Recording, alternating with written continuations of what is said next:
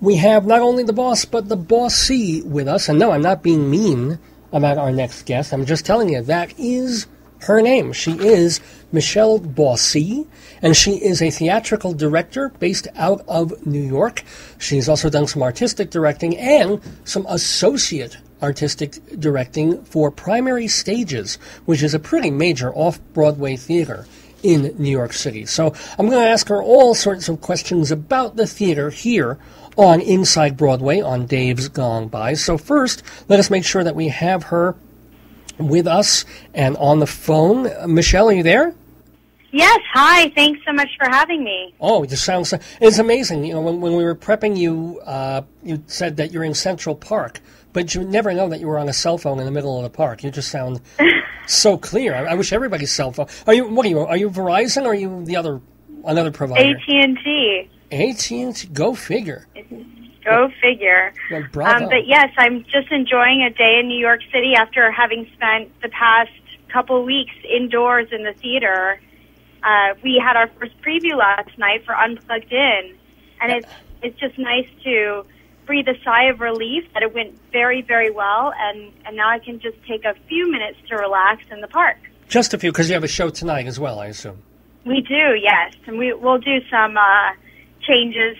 When you're working on a new play, there are always many changes, particularly to the script, and our playwright has been with us throughout the process. His name is Brian Procht, and I think he has rewritten every single page of the 95 pages of the script. So we put the actors through a lot in memorization.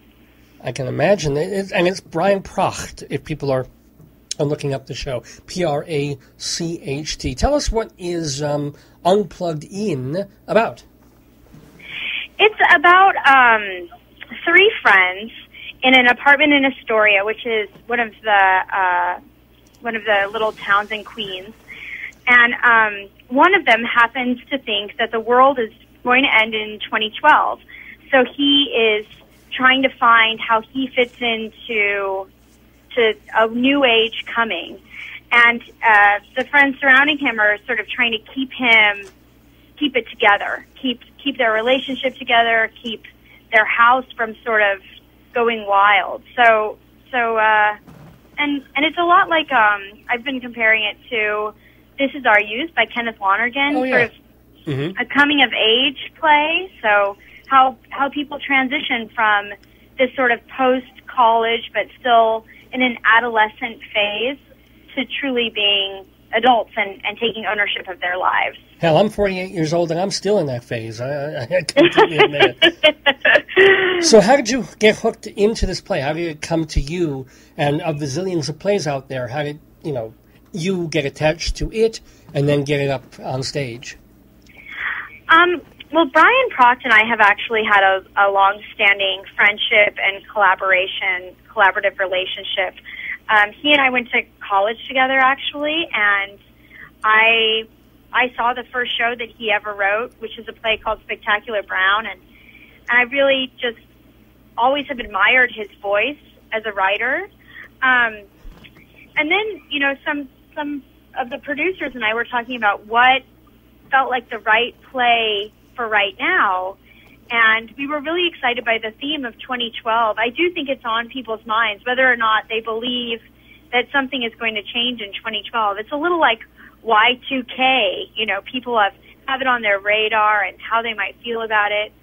So it felt like the right time to be doing this play, and a play that we felt like we could do really well at Theater Row, which is our venue.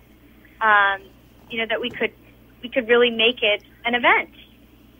And how, again, well, are you a producer on the show and a director, or just directing?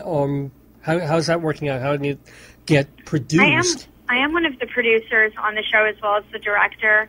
I find that because that's my role at Primary Stages as one of the producers, I find myself, even when I'm not the producer, I find myself doing a lot of the producerial work, which is a place I'm really, really happy and comfortable in. Well, let me ask, when people think of producers, they're either going to think of Zero Mostel and Gene Wilder casting about for the world's greatest flop, or these old-style evil David Merrick people who nevertheless are able to shake the tree and get millions of dollars and just throw it at a show. What does it mean to be a producer off-Broadway in this day and age, both at a place like Primary Stages and also more for, yourself and your colleagues, not at Primary Stages? It's a good question. It can mean a lot of different things. Sometimes it's a pure money person. They're in charge of fundraising, or they're bringing in a certain amount of money. We at Primary Stages, because we're off-Broadway and nonprofit, it means something a little different. So while we do fundraising at either a foundation level or a government level or an individual level, it also means putting together the team and making sure the show is executed in a way that feels faithful to the playwright's intention. Primary Stages is a theater company dedicated to new work and playwrights, so we always start with the playwright and then build the team around them. We ask the playwright who they would like to direct their play from the very start. But on Unplugged In, it means some different things. It means marketing the show. It means getting people together, finding a way to work on a limited budget and still produce a beautiful show that feels very professional. So there are similarities, but also Unplugged In, I'm kind of doing a little bit of everything as well as directing, while at Primary Stages, my job is a little more specific, and it's more to the artistic part of the process. Well, Primary Stages, I think you said, is off-Broadway. Unplugged In, is that considered off or off-off, Unplugged In? Unplugged In is considered off-Broadway. So do you have to deal with unions at all or not on that one? We do, yeah. We have equity actors in our show, and our designers are members of their union. And there are limitations in terms of our carpenters and our hours at the theater. So we do deal with unions, but the contracts are different from those at Primary Stages. Okay. So also, and forgive me for being obsessed with money, but I'm always curious about this sort of thing. A show a show at Primary Stages, which again fits into a season, and they are not for profit, but also, what would that cost, a non-musical, let's say, compared to Unplugged In? What does that cost to put up? But also in a pretty, off-Broadway theater. It may be an off-Broadway show, but you're doing it on Theater Row. So what is the budget for one, and what's the budget for another? I believe our budget at Unplugged In is about $35,000, and our budget for a Primary Stages show is about $200,000 per show. Good Lord! Now, sometimes ranging upwards to $275,000. $250,000 for a show at Primaries, and it all goes to the actors? Is it bigger sets? Why is it so much more? It is, it's what the contract is at Equity. We are required to pay a certain amount of money per week to our performers. Also, the fees for the director and playwright are much higher. And then rental. I think rental in New York City is sort of outrageous for the spaces. So you end up spending a lot of money to marketing a show, putting an ad in a New York Times art section. All of these things really add up. And of course, there's a full-time staff at Primary Stages, so that is sort of factored into it too. How much the salaries are. Now, Primary Stages, didn't they used to have their own home, or did they not? They used to be on 45th all the way around 9th and 10th, weren't they? That's exactly right. Yeah, we were. Our old space was on 45th between 8th and 9th Avenues, and we moved to 59 and 59 theaters about 6 years ago, and we're the resident company there in their main stage space. And actually, that was a really fortuitous move for us because there are a lot of East Siders in Manhattan who don't like to go to the West Side to see theater. They sort of stay in their Upper East Side area, but big art lovers. It's a very cultural, very sophisticated group of people. So we were able to tap into this new group of subscribers and donors, which has really helped us to grow. Yeah.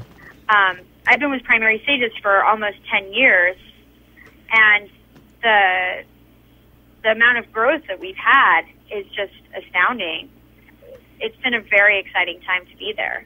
I can imagine. I mean, by the way, who is the artistic director? I want to say it, but I don't want to get his name. Is it Timothy Childs? Oh, no, that's fine. His name is Andrew Lindsay. Andrew Lindsay, right, of course. Yes.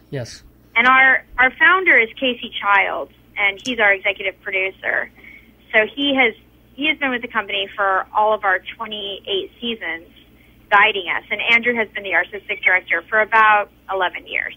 So what are some of the most important, like a top 2 or 3 things that you learned at the feet of either Andrew Lindsay or Casey Childs? I think one of the most important things has been how to treat artists, particularly playwrights. I feel like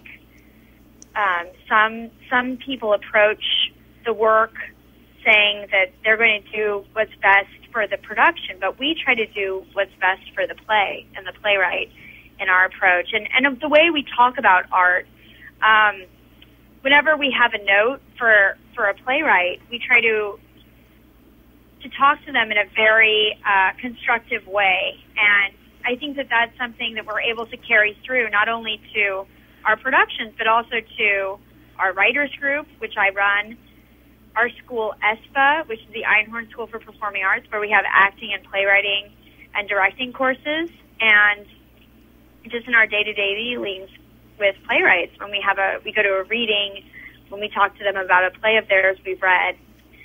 And I feel like that's something that I didn't know before I went to Primary Stages. Yeah. And also how to enjoy it, how to make it, we're doing something very creative and very fulfilling, and how to make that something a central part of your life. We're lucky, people who get to be a part of the theater community, because we get to pretend all day. It's a very well, it's a fun way to creative. Yeah, it's a great life. Now, we are talking with Michelle Bossy. She is the director of a show called Unplugged In that just began previews last night. When does it open? It opens on Tuesday. Mm-hmm. And it runs until? It runs until June 9th. So, it's a very short run. It's from now through June 9th at the, which theater? At the Lion at Theater Row. 410 West 42nd Street. That's, I think, between 9th and 10th, unless I'm mistaken. So everybody do check out that play. But I want to ask Michelle Bossy about some other stuff. Since she has been at Primary Stages for a decade now, she has worked on plays, and I guess with playwrights of extreme respect and notoriety, people like Athol Fugard. So I just want to ask, like, anecdotal stuff of, like, what it was like to work on plays and with these people like Athol Fugard. Anecdotally, could you repeat the last part of that question? Well, in other words, I would love to hear, since we've done plays by Fugard and Durang and Horton Foote and A.R. Gurney. I mean, I would love to hear a little bit about each and every one of these people and your experience working with them. Well, we didn't have, unfortunately, Athol was not able to be with us throughout most of the process when we produced his play Exits and Entrances. I know right now at the Signature Theater they're doing an entire season of his work. But he hasn't really been in the country as much as we would have hoped when we were doing that project. However, we do have a really long-standing relationship with A.R. Gurney, or as he's referred to, Pete Gurney, which was one thing that actually I was really, I remember reading The Dining Room in high school, and Sylvia, and then this idea that I was actually going to be around Pete Gurney, who is just the loveliest man you've ever met in your life. He actually presented us with a long-standing award, an Outstanding Body of Work Award, a Drama Desk Award. And just the way he talks about people and to people, and he's sort of like this wonderful uncle or that you love to be around. And in terms of Christopher Durang, we did a musical of his called Adrift in Macau, which was a hit. Tricky stuff because it was a musical based on film noir. So getting the tone of it right was really a feat. But I think we pulled it off nicely. And he's just one of the most humble, kind of shy men, actually. He's very even, and that was a great thrill to work with him. I'll bet. Are there any other playwrights you were interested in hearing about? Well, the late Horton Foote. Yeah, we're actually about to produce a trilogy of plays by Horton, a bunch of one acts by him called Harrison, Texas. And this is the first time we'll actually be producing a deceased playwright. It's very sad for us, actually, because we worked on dividing the estate with him amongst many other plays that we produced. Mm-hmm. And we were the last ones to produce him while he was still alive. So it was a very, it was a sad thing, his passing, but he was so invested in the work. And once he told me that he would never produce a play unless the characters he was writing about, because he always wrote about his family members and his friends, once they would pass away, then he would let the play be produced, which I thought how personal and how, open and honest his writing was, but also how protective he was of the people he wrote about in his life. It's going to be very hard to work on his show not having him around, but I'm glad that his daughters will be a part of the process. Oh, is Hallie going to be acting in it, or is she directing, or how is she involved? Hallie will be performing in it, and then right after we produce Horton's plays, we'll be doing a new play by Daisy Foote called Him, and Hallie will also perform in that play. Cool. So is that this season? When are these going to be happening? Yes, they'll start in July. The Harrison, Texas plays will begin in July, and then Him by Daisy Foote will begin end of August. Cool beans. All right. Yeah, I hadn't seen, I hope you're not jumping the gun by announcing this, because I haven't seen press stuff on this yet. No, it's not. It's not secret information. We have announced it, okay. And I hope that any of you interested in Primary Stages will check us out on primarystages.org. Primarystages.org. But let me ask you a question as Associate Artistic Director of this space that's been around for 28 years. You've been there for 10 years. What I wonder about is how you massage feelings of people that you've already worked with. Because let's say, you've worked with all these famous people and maybe some playwrights who aren't as famous, and who presumably are coming up with a new play every year or two or three.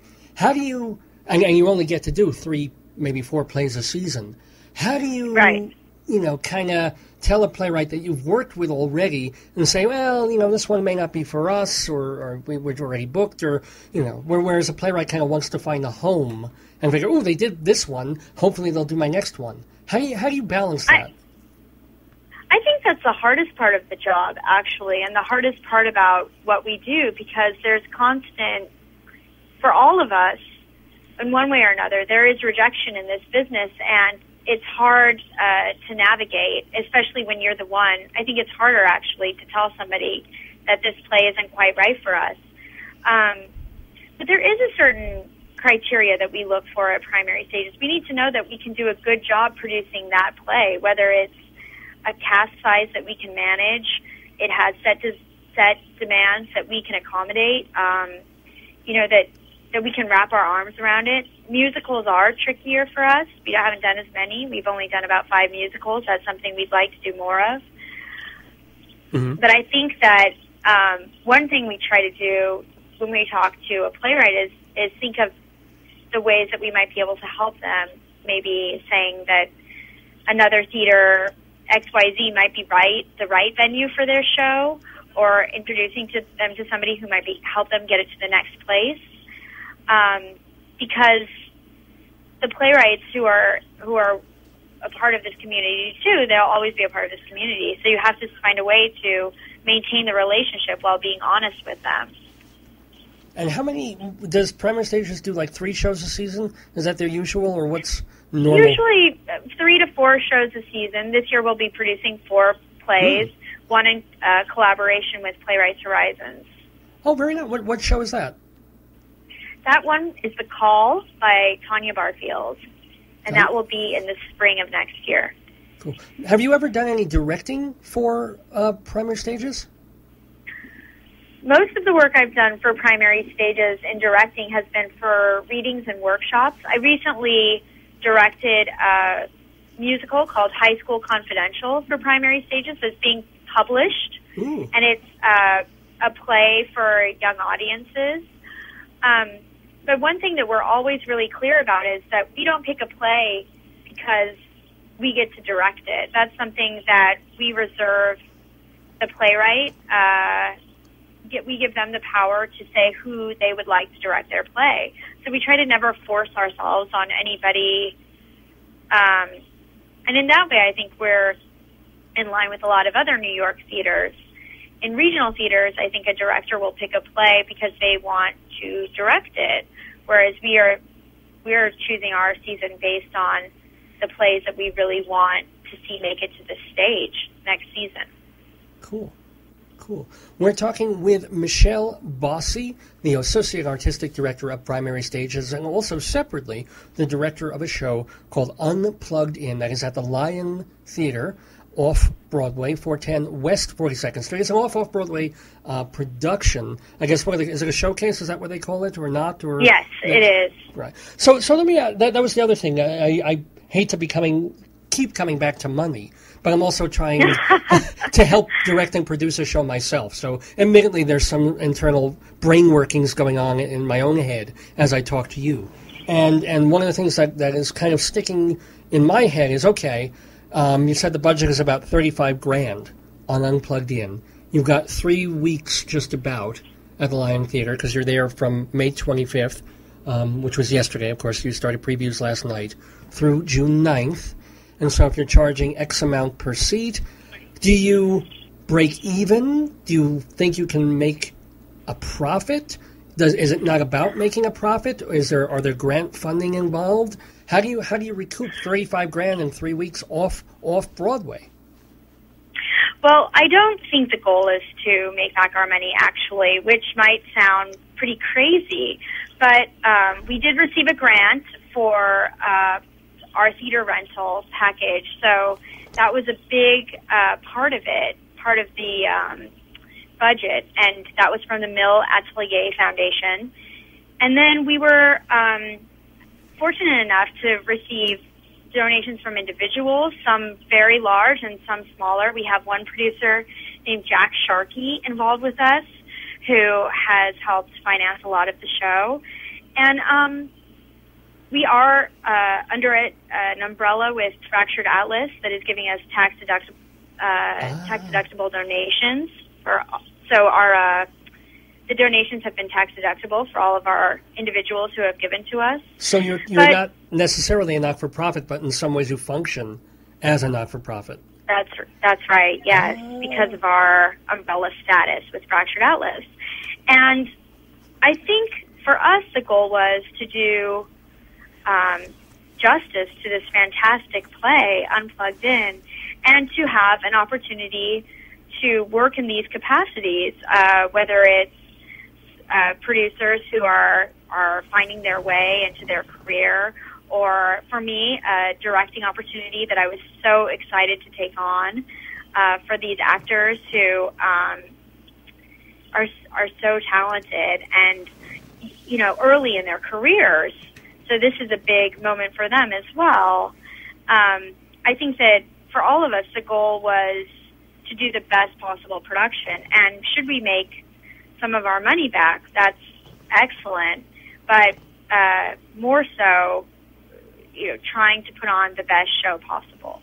There's really nothing like theater where everybody just kind of gets involved. It's like, we got to do the very, very best thing. Let's work our asses off. Let's work 12, 15 hours a day. Let's kill ourselves. And oh, well, money, it would be nice if we made some money, but that's so low on the list, in this era when everything is about J.P. Morgan and Wall Street and everything else. And I still think it's kind of cool that's a mindset out there. And thank God with your gig at Primary Stages, you're able to go and do that. I think that's pretty neat, too. They've been really great to let me take a little time this week, especially during tech, and focus on the play. But I always say this to people I meet who are considering a career in theater. You don't go into theater to be wealthy. You go into it because you love it so much you cannot imagine doing anything else with your life. And go be in film and television if you want to do a for-profit thing, which is totally fine. But theater is a labor of love for sure. It is a labor of love, although it does help to have rich friends and rich believers. Come on, it helps. It certainly helps.